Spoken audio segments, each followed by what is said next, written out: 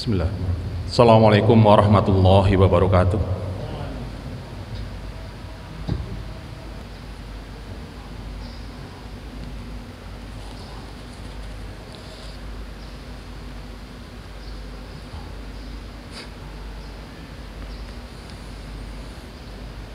Innal hamdalillahi nahmaduhu wa nasta'inuhu wa nastaghfiruhu wa na'udzu billahi min syururi anfusina wa sayyiati a'malina may yahdihillahu fala mudilla lahu wa may yudlil fala hadiya lahu asyhadu an la ilaha illallah wahdahu la syarika lahu wa asyhadu anna muhammadan abduhu wa rasuluh.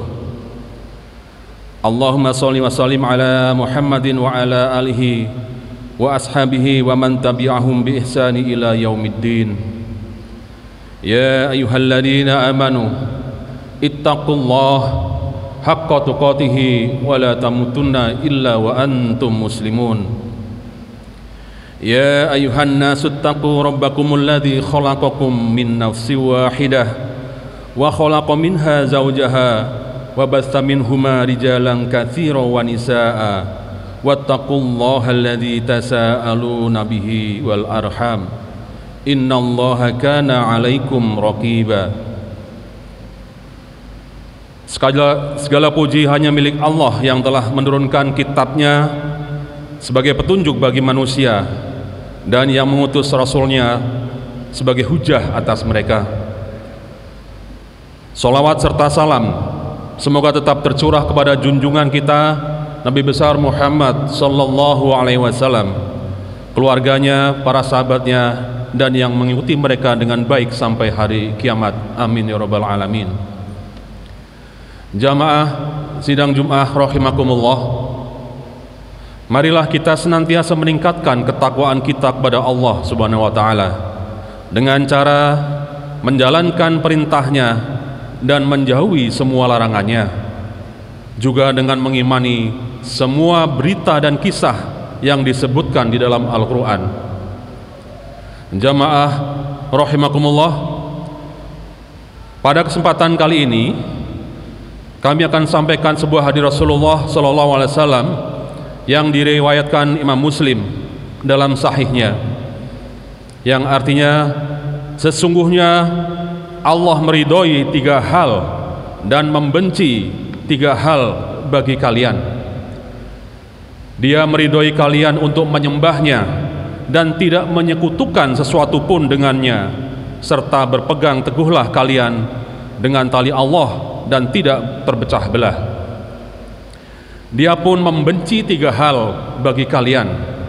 Yang pertama yakni menceritakan sesuatu yang tidak jelas sumbernya, kemudian banyak bertanya, dan yang ketiga membuang harta dengan sia-sia.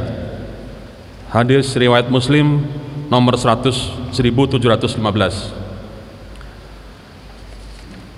Pelajaran pertama dari hal yang disukai Allah Subhanahu wa taala, kita wajib mentauhidkan Allah Subhanahu wa taala dalam beribadah. Tauhid merupakan pondasi agama Islam.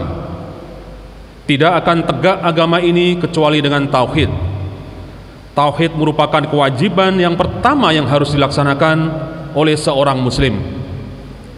Tauhid merupakan hak Allah Subhanahu wa taala yang paling besar. Rasulullah sallallahu alaihi wasallam bersabda, "Wahai Muaz, tahukah kamu apa hak Allah atas hamba-hambanya?" Muaz menjawab, "Aku berkata, Allah dan Rasulnya lebih mengetahui." Nabi SAW bersabda, hak Allah atas mereka adalah hendaknya mereka menyembahnya dan tidak mempersekutukannya dengan sesuatu. Tahukah kamu apa hak para hamba atas Allah bila mereka melakukan hal itu? Aku menjawab, Allah dan Rasulnya lebih mengetahui. Nabi SAW bersabda, hak mereka atas Allah adalah Allah tidak mengazab mereka. Hadis riwayat Al-Bukhari dan Muslim. Tauhid adalah dakwah Rasul, dakwah para Rasul, mulai dari Nabi Nuh alaihissalam hingga Nabi Muhammad sallallahu alaihi wasallam. Maka sudah seharusnya seorang muslim mempelajari tauhid sebelum mempelajari yang lainnya. Allah berfirman, fa'lam annahu la ilaha illallah, maka ketahuilah bahwa sesungguhnya tidak ada sesembahan yang benar kecuali Allah. Al-Quran surat Muhammad ayat 19. Hadirin jamaah rahimakumullah, yang kedua, kewajiban kita adalah menjauhi syirik, yaitu menyekutukan Allah Subhanahu wa taala dalam beribadah kepadanya. Syirik merupakan bentuk kezaliman yang paling besar serta pelanggaran terhadap hak Allah Subhanahu wa taala. Allah berfirman, ya bunayya, di dalam surat Al-Luqman ayat 13, la tusyrik billah, la bunayya la tusyrik billah. Dan ingatlah ketika Luqman kepada anaknya di waktu ia memberi pelajaran kepadanya, hai anakku, janganlah kamu mempersekutukan Allah. Sesungguhnya mempersekutukan Allah adalah benar-benar kezaliman yang besar. Allah Subhanahu wa taala mengancam orang yang melakukan perbuatan syirik dengan ancaman yang membuat merinding semua orang, ya, yang beriman karena takut, yaitu dosa syirik tidak akan diampuni dan kelak kekal di dalam neraka. Namun merupakan suatu musibah yang besar pada zaman ini. Banyak orang terjerumus ke dalam perbuatan syirik. Keengganan mereka mempelajari tauhid adalah salah satu penyebabnya. Sungguh merugi orang-orang yang banyak melakukan amalan kebajikan namun tidak diterima oleh Allah Subhanahu wa taala. Mengapa? Karena ia campur adukan dengan ibadah-ibadah lainnya yang nyaris itu merupakan perbuatan syirik. Allah Subhanahu wa taala berfirman di dalam surat Az-Zumar ayat 65, dan sesungguhnya telah diwahyukan kepadamu dan kepada nabi-nabi yang sebelummu, jika kamu mempersekutukan Tuhan, niscaya akan hapuslah amalmu dan tentulah kamu termasuk orang-orang yang merugi. Jamaah sidang Jumat rahimakumullah, pelajaran yang ketiga, kita wajib berpegang teguh dengan tali Allah dan tidak boleh berpecah belah. Allah Subhanahu wa taala berfirman, wa'tasimu bihablillah jami'an wa la tafarraqu, dan berpegang teguhlah kamu semuanya kepada tali agama Allah dan janganlah kamu bercerai-berai. Al-Quran surat Ali Imran ayat 103. Dalam ayat ini Allah Subhanahu wa taala memerintahkan kita agar berpegang teguh dengan Al-Quran dan sunnah Rasulullah Sallallahu Alaihi Wasallam, dan Dia melarang kita dari perpecahan. Terlebih di zaman fitnah banyak tersebar yang menggiring manusia menuju jalan yang salah. Maka tidak ada jalan lain untuk menangkal fitnah-fitnah tersebut kecuali dengan berpegang pada Al-Quran dan As-Sunnah Rasulullah Sallallahu Alaihi Wasallam sesuai dengan pemahaman salaf as-saleh.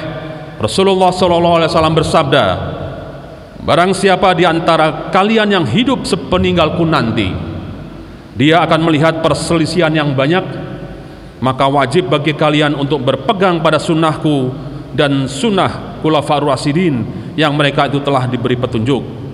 Berpegang teguhlah dengannya dan gigitlah ia dengan gigi geraham kalian. Hadis riwayat At-Tirmizi. Jamaah rahimakumullah, inilah tiga hal yang apabila kita melaksanakannya, Allah Subhanahu wa taala akan ridho kepada kita. Aqulu qouli hadza wa astaghfirullahi wa lakum wa lisairil muslimina wal muslimat fastaghfiruhu innahu huwal ghafurur rahim.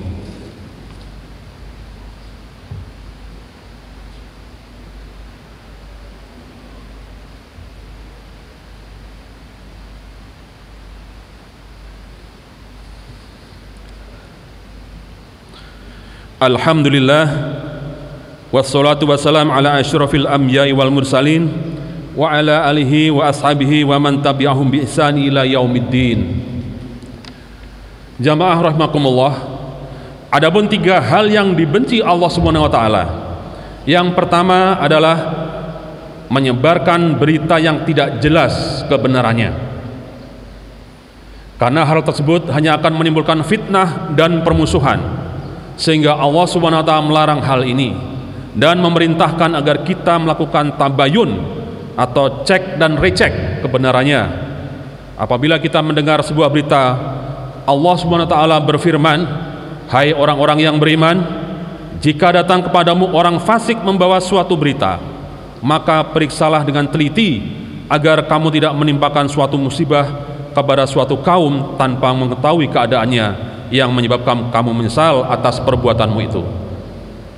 Hadirin rahimakumullah, dewasa ini kita dengan pandemi Covid ini, kita tentunya dengan media-media yang sudah sangat mudah ya, media sosial, media elektronik, berbagai berita. Disinilah peran kita, disinilah pemikiran kita, bagaimana sekiranya ada berita-berita yang belum tentu kebenarannya. Oleh karena itu, dalam kesempatan ini, marilah bersama-sama kita lebih berhati-hati lagi untuk membaca, mencerna, kemudian cek recek. Banyak berita-berita yang kiranya memang justru akan menimbulkan perpecahan. Bahkan Rasulullah SAW mengancam orang yang suka memberitakan setiap apa yang ia dengar dengan memberikan predikat pembohong. Rasulullah SAW bersabda, "Cukuplah seseorang dikatakan berdusta bila menceritakan segala hal yang ia dengar."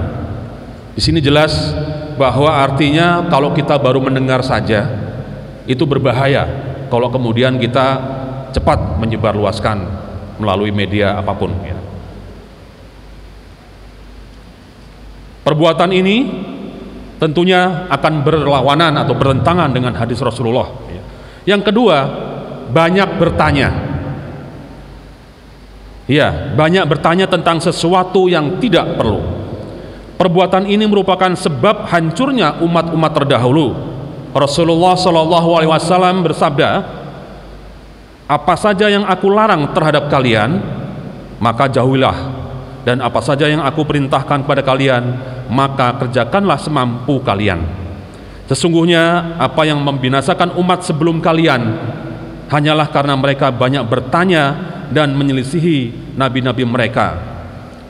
Hadis riwayat Al-Bukhari dan Muslim. Wallahu a'lam bishawab. Kita bisa memaknai hadis ini bahwa banyak bertanya yang sesungguhnya bahwa yang bertanya itu lebih tahu, atau yang bertanya hanya bertanya tanpa tujuan. Inilah yang dimaksud bertanya yang mubazil, yang nanti ujungnya justru akan menimbulkan kehancuran seperti yang sudah diriwayatkan di dalam hadis yang Al-Bukhari dan Muslim itu. Jamaah rahimakumullah, yang ketiga yang tidak disukai atau yang dimurkai oleh Allah adalah menghambur-hamburkan harta pada suatu yang tidak bermanfaat. Harta merupakan amanah dari Allah Subhanahu wa taala yang akan ditanyakan pada hari kiamat. Rasulullah SAW bersabda, "Kedua kaki seorang hamba tidaklah beranjak pada hari kiamat hingga ia ditanya mengenai umurnya, di manakah ia habiskan. Yang kedua, ilmunya di manakah ia amalkan. Yang ketiga, hartanya bagaimana ia memperoleh dan di manakah ia infakkan. Dan yang kelima adalah mengenai tubuhnya, di manakah usangnya." Hadis riwayat Tirmizi.